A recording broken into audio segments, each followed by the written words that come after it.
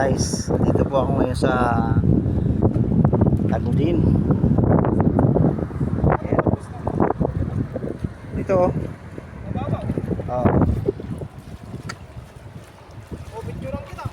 Maliligo ako, kaming dalawa. Napakainit eh. Ayan, ang kasama ko oh. Oh, yan. Bababad kami.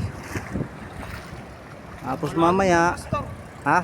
Malalim daw, iba yung tubig niya. Oo, malalim doon, delikado. Ito maganda. Mamaya-maya, kukunan ko muna ito para ano.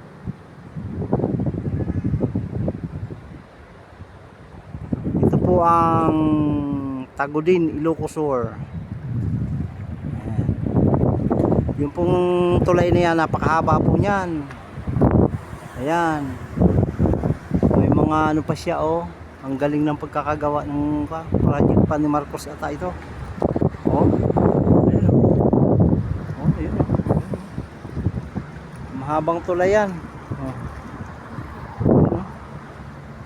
Oh, nandun.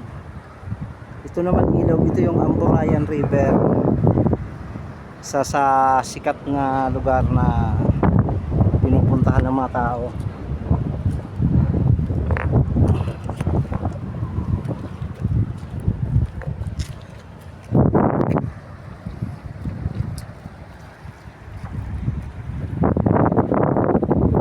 Galing ka, ang ganda na lugar no? Ha? Gagawin nilang tulay.